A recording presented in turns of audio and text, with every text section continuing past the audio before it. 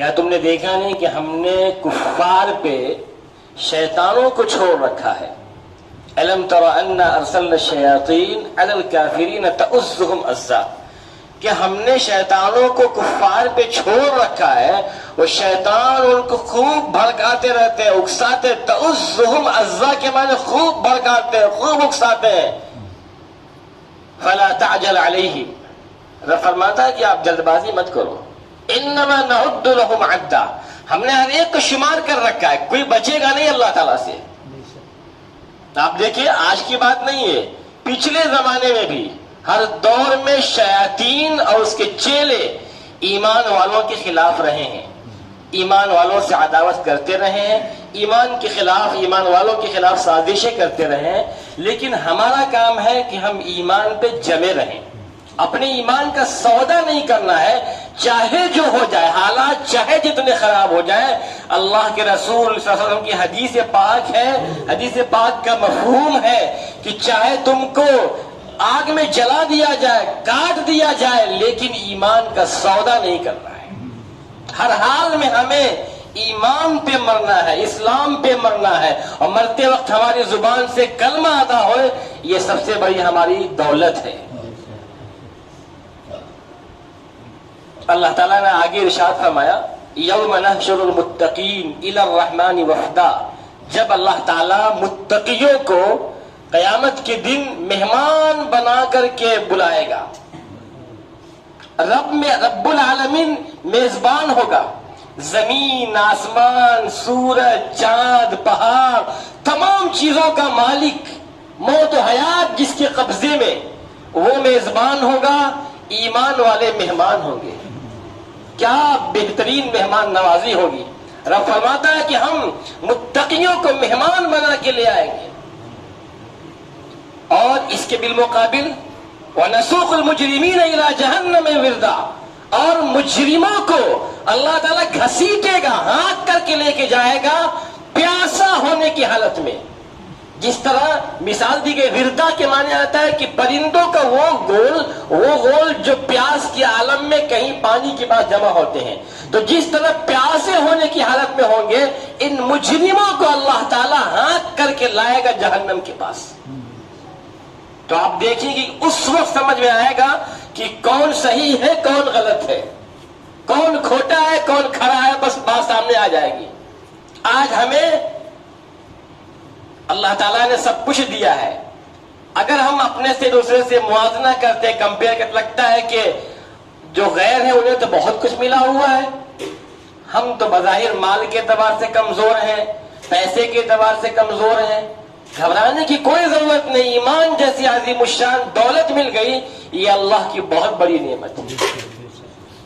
آپ کو ایک واقعہ بتاؤں، سورہ بروج کا ایک واقعہ ہے۔ سورہ بروج کی تفسیر میں مفسرین نے ایک واقعہ لکھا، حدیث پاک میں بھی آتا ہے یہ، کہ پچھلی امت میں ایک بادشاہ ہوا کرتا تھا، اس کا ایک جادوگر تھا جو اس کا مشیر کار تھا۔ جادوگر جب بوڑھا ہو گیا تو اس نے اپنے بادشاہ سے کہا کہ کسی لڑکے کو بھیجو، ایک بچے کو بھیجو جس کو میں اپنا فن سکھا دوں، میں تو بوڑھا ہوا جا رہا ہوں، جو میرے مرنے کے بعد آپ کے کام آئے گا۔ اس نے کہا ٹھیک ہے۔ اس نے ایک لڑکے کو لگا دیا جو جادوگر کے پاس روزانہ جایا کرتا تھا، جا کے جادو سیکھا کرتا تھا۔ راستے میں اسے ایک راہب ملتا تھا۔ راہب عیسائیوں کے عالم کو بولتے ہیں، جو عیسائیوں کے پادری ہوتے ہیں ان کو بولتے ہیں۔ اس وقت یہ اسلام کے آنے سے پہلے کی بات ہے، یہ اس وقت حق مذہب وہی تھا۔ تو اس راہب سے اس کی ملاقات ہوئی، راہب سے اس نے بات چیت کیا تو اس کو اس کی باتیں بڑی اچھی لگی، چنانچہ وہ لڑکا جب بھی گزرتا تو اس راہب سے راستے میں مل لیتا۔ ایک دن راستے میں وہ جا رہا تھا کہ دیکھا کہ ایک خطرناک قسم کا جانور ہے جس نے لوگوں کا راستہ روک رکھا ہے، لوگ ڈر کے مارے آگے نہیں جا رہے ہیں۔ تو اس نے ایک ڈھیلا اٹھایا اور کہا کہ آج دیکھتا ہوں کہ جادوگر حق پہ ہے یا راہب حق پہ ہے، کس کا مذہب صحیح ہے۔ اس نے کہا آج آزمائش کر لیتے ہیں۔ تو اس نے کہا کہ اگر راہب کا مذہب حق ہے تو میں اس کے رب کے نام سے اس کو مار رہا ہوں، اور جیسے ہی مارا وہ مر گیا، وہی ڈھیر ہو گیا۔ چنانچہ وہ لڑکا پھر آیا راہب کے پاس، اس نے اپنا واقعہ بتایا، تو اس راہب نے کہا کہ بیٹا عنقریب تمہاری شان بہت بلند ہوگی، تم مجھ سے بھی بہت آگے جاؤ گے، میں دیکھ رہا ہوں کہ تم بہت آگے جاؤ گے، لیکن ایک کام کرنا، کہیں پکڑ جاؤ تو میرا نام مت بتانا کہ میں نے تم کو کچھ سکھایا ہے۔ پھر اللہ کی مرضی سے وہ لڑکا اتنا ترقی کر گیا روحانی اعتبار سے کہ وہ دعا جن کو کر دیتا تو اندھوں کو آنکھ مل جاتی، روشنی مل جاتی، سفید داغ والوں کا سفید داغ ٹھیک ہو جاتا، تمام طرح کی بیماریوں کو لوگوں کو شفا مل جاتی۔ یہ حدیث پاک کا واقعہ ہے، مسلم شریف میں بھی یہ واقعہ آیا ہوا ہے۔ بیماروں کو شفا ملنے لگی، وہ لڑکا بہت بلند ہونے لگا۔ اتفاق سے بادشاہ کا ایک بہت خاص آدمی تھا، وہ بھی دونوں آنکھوں سے اندھا تھا۔ جب اسے معلوم ہوا تو وہ بھی گیا، کافی تحفے تحائف لے کے گیا اس بچے کے پاس، کہا کہ بیٹا یہ تحفے تحائف آپ لے لے اگر میری آنکھ آپ ٹھیک کر لیں۔ اس نے کہا آنکھ میں تو نہیں ٹھیک کرتا، آنکھ تو رب العالمین ٹھیک کرتا ہے، اللہ تعالیٰ ٹھیک کرتا ہے، میں دعا کر دوں گا، لیکن شرط یہ ہے کہ اس رب کو آپ مان لیں، اس رب کو جو زمین و آسمان کا مالک ہے اس کو آپ مان لیں، اس پر ایمان لے آئے، میں دعا کر دوں گا انشاءاللہ آپ ٹھیک ہو جائیں گے۔ اس نے کہا اس سے بڑی بات کیا ہے، میری آنکھ کی روشنی اچھی ہو جائے گی۔ اس نے ایمان قبول کر لیا، پھر بچے نے دعا کیا، اس کو شفا مل گئی، اس کی آنکھ کی روشنی واپس آ گئی۔ اگلے دن وہ بادشاہ کے دربار میں حاضر ہوا، بادشاہ کے دربار میں آیا تو دیکھا کہ اس کی روشنی آنکھ کی، تو بادشاہ نے پوچھا کہ خیریت، روشنی کہاں سے تم کو آنکھ میں آ گئی؟ اس نے کہا کہ میری روشنی میرے پروردگار عالم نے دیا ہے۔ تو اس نے کہا اچھا، کیا میرے علاوہ بھی کوئی تمہارا رب ہے؟ اس بادشاہ نے کہا کہ میرے علاوہ بھی کوئی رب تمہارا ہے؟ اس نے کہا بالکل، وہ اللہ میرا بھی رب ہے، تمہارا بھی رب ہے، چاہے اس کو لوگ جو بھی کہے، کوئی گاڈ کہتا ہے، کوئی ایشور کہتا ہے، کوئی پرماتما کہتا ہے، کوئی اللہ کہتا ہے، کوئی خدا کہتا ہے، اللہ تو ایک ہی ہے، لوگ کہتے بھی ہیں سب کا مالک ایک۔ تو اس نے کہا کہ وہ اللہ تمہارا بھی رب ہے، میرا بھی رب ہے، اسی نے میری آنکھ کو ٹھیک کیا ہے۔ تو بادشاہ غصہ ہو گیا، اس نے کہا خبردار باز آ جاؤ، رب میں ہوں، خدا میں ہوں، میری خدائی کا تم وہ کرو، میری خدائی کی بات مانو، تسلیم کرو خدائی میری۔ اس نے کہا یہ تو نہیں ہو سکتا۔ اس نے کہا کہ پھر میں آپ کو سزا دوں گا۔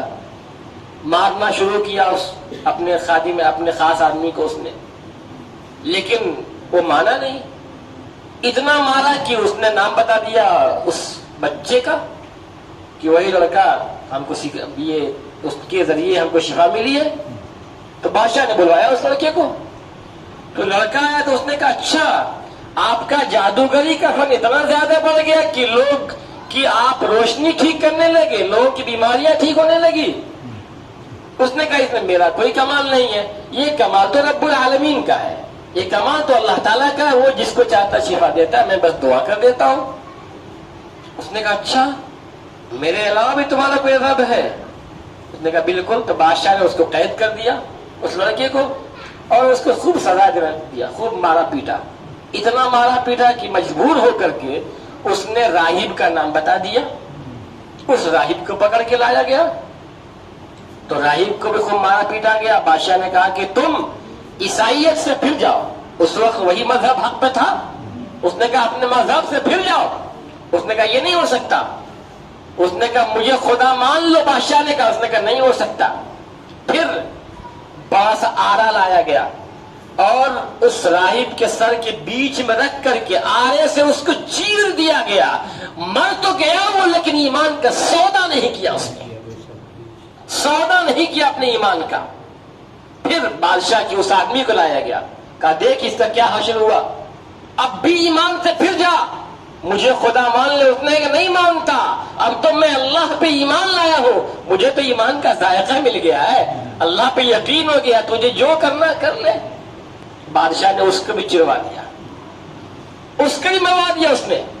پھر اس لڑکے کے بارے میں کہا اپنے سپاہیوں سے کہ اس کو پہاڑ کی اونچی چوٹی پہ لے کے جاؤ، ایک دم اونچے پہاڑ کی چوٹی پہ، وہاں جا کے اس سے کہلوانا کہ مجھے رب مان لے، مجھے خدا مان لے. اگر نہیں مانتا تو دھکیل دینا پہاڑ سے نیچے، دھکا دے دینا. پھر لوگ لے گئے، سپاہی لے کے گئے وہاں پہ.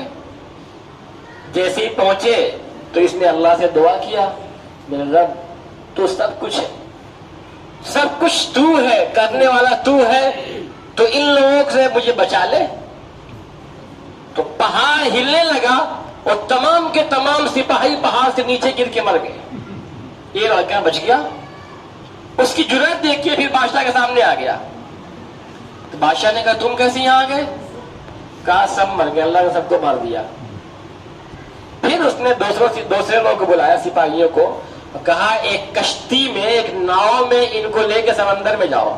جب بیچ سمندر میں پہنچ جائے تو وہاں اس سے کہنا کہ مجھے خدا مان لے، مجھے رب مان لے، ورنہ ڈھکیل دینا سمندر میں ڈوب جائے گی. سپاہی لے کے سمندر کے بیچ میں پہنچے. جب بیچ سمندر پہنچے تو اس نے اللہ سے دعا کیا، کشتی ہچکولے کھانے لگی، تمام کے تمام کشتی سے گر کے ڈوب کے مر گئے. یہ دوبارہ واپس چلا آیا بادشاہ کے پاس. یہ ایمانی جرأت دیکھیے کہ دوبارہ بادشاہ کے پاس ہی واپس آ رہا ہے. یہ ایمان کی جرأت ہے. جب دوبارہ آ گیا تو بادشاہ نے کہا کیا ہوا؟ کہ سب مر گئے، میرے اللہ نے سب کو مار دیا، میرا اللہ میرے لیے کافی ہے. اس نے کہا بادشاہ سلامت، آپ مجھے مار نہیں پائیں گے، آپ کی طاقت نہیں، آپ مار نہیں پائیں گے. اگر مارنا ہے پھر ایک کام کریں. کہا کیا؟ کہا ایک بڑے میدان میں لوگوں کو جمع کریں اور جمع کر کے پھر آپ میری تیر لیں، میرا تیر لے کے آپ ماریں اور یہ کہہ کے ماریں کہ بسم اللہ رب الغلام، اس غلام کے رب اللہ کے نام سے اس کو مار رہا ہوں. یہ اعلان کر کے سب کے سامنے مارے، تب میں مر جاؤں گا. بادشاہ نے کہا کہ کسی طرح یہ بلا تو ختم ہو. تو تمام لوگوں کو ایک بڑے میدان میں جمع کیا گیا اور پھر وہاں پہ بادشاہ نے تیر نکالا، اس کو لٹکا دیا گیا کھجور کے تنے پہ سولی کے لیے. اور پھر وہاں سے بادشاہ نے کہا زور سے چلا کے بسم اللہ رب الغلام، کہ میں اس لڑکے کے رب کے نام سے اس کو مار رہا ہوں، اللہ کے نام سے اس کو مار رہا ہوں. جیسے ہی تیر مارا، لڑکے کو تیر لگی، لڑکا مر گیا. تو جتنے لوگ وہاں موجود تھے ان لوگوں نے کہا کہ یقیناً آج ہمیں معلوم ہو گیا کہ رب اللہ ہے، ایک اللہ رب ہے. اور تمام لوگوں نے ایمان قبول کر لیا. لڑکا اپنا دماغ لگایا، تمام لوگوں نے ایمان قبول کر لیا. بادشاہ کو اور زیادہ طیش آ گیا اور غصہ ہو گیا کہ جس چیز سے بچنے کے لیے میں نے یہ کام کیا تھا وہ کام تو نہ بن گیا. اس نے کہا کہ تمام لوگ باز آدھا ایمان سے، ورنہ سب کو مار دوں گا. سب نے کہا جو کرنا ہے کر لو، ہم نہیں مانیں گے، ہم اللہ پہ ایمان لے آئے. تو بادشاہ نے سڑک کے کنارے خوب بڑے بڑے گڈھے کھدوائے، خندق کھدوائی، اس میں آگ جلوایا اور تمام لوگوں سے کہا کہ پھر جا ورنہ آگ میں ڈھکیل دوں گا. تو جو ایمان سے نہ پھرتا اسے آگ میں ڈال دیا جاتا. بڑی تعداد میں لوگوں کو آگ میں ڈال دیا گیا. لوگ آگ میں کود جائے تھے لیکن ایمان سے نہیں پھر رہے تھے. یہاں تک کہ ایک عورت آئی، اس کے گود میں ایک بچہ تھا جو دودھ پی رہا تھا. تھوڑا سا ماں ہچکچائی تو بچے کو اللہ نے قوت گویا تھا فرمائی. بچہ بول اٹھا، اماں ڈر مت، تو حق پہ ہے، کود جا آگ میں. لہذا وہ عورت بھی آگ میں کود گئی، وہ بھی شہیدہ ہو گئی. اور تاریخ میں لکھا ہوا ہے، روایتوں میں لکھا ہوا ہے، اس دن اس بادشاہ نے صبح سے لے کے شام تک 20,000 لوگوں کو آگ میں جلا کر کے شہید کر ڈالا. لیکن لوگوں نے شہادت کو تو قبول کر لیا لیکن ایمان کا سودا نہیں کیا. معلوم کیا ہوا کہ ایمان والوں کی آزمائش ہر دور میں آتی ہے. پچھلے دور میں بھی آزمائشیں آئی تھی، اس دور میں بھی آ رہی ہے اور آتی رہے گی. آنے والے حالات اس سے زیادہ خراب ہوں گے. کہا جائے گا کہ فلاں کا نعرہ لگاؤ، فلاں کا نعرہ لگاؤ، اللہ کا انکار کرو، لیکن ہمیں اللہ کا انکار نہیں کرنا ہے، اللہ کے نبی کا انکار نہیں کرنا ہے. ایمان کو بچا کے لے کے جانا ہے، تبھی ہماری دنیا بھی کامیاب ہے، آخرت بھی کامیاب ہے. اللہ تعالی ہم سب کو صحیح بات پر عمل کرنے کی توفیق عطا فرمائے. وآخر دعوانا ان الحمد للہ رب العالمین.